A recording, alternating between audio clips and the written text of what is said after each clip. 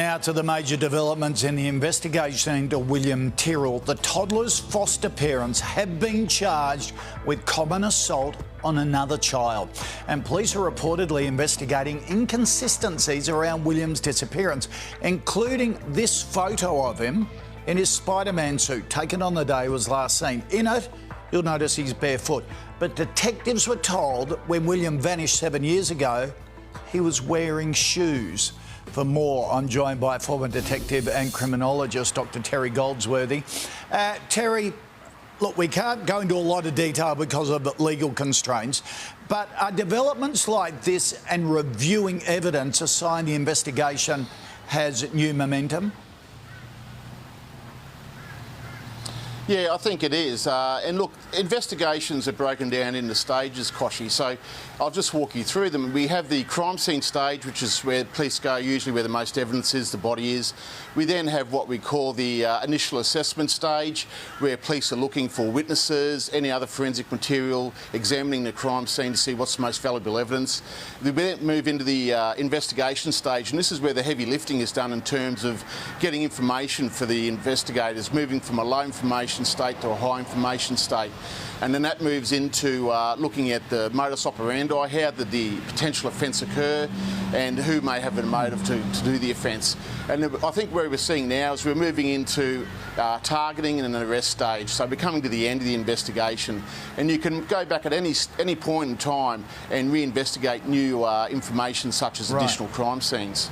So they're going back and re-examining those other earlier stages that they went through 7 years ago. What's likely to be happening behind the scenes right now? Well, I think what we've seen is a number of different lead investigators, or managers I should say, in relation to this job.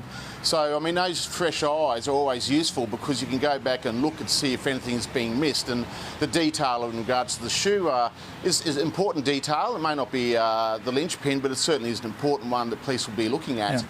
But I think there's a number of strategies going on with the police at the moment. And firstly, you've got the physical searches going on. There's also a very strong media strategy going on. I mean, some of the commentary I've seen from the senior police in terms of this is now a murder or homicide investigation, we have one suspect, it's highly unusual to make those kind of comments before there's been any remains found or anything like that. So I think they've been done for a reason. And how unusual is it to discredit the original investigation and the original team? Did they get too close to the family? Yeah, look, that is it is unusual, and I guess, you know, I thought it was a bit of a poor choice, to be honest. I mean, those things usually dealt with internally. You don't go out and publicly, you know, put that info out there. So I was surprised that went on. You know, in terms of dealing with the family, these investigations, there should be a family liaison officer appointed who is separate from the investigation. Right. And the reason they're separate is clearly you don't want investigators becoming too close to the family for fear that they may overlook something or may just not pick up on something. So that's why there's an independence in that type of role.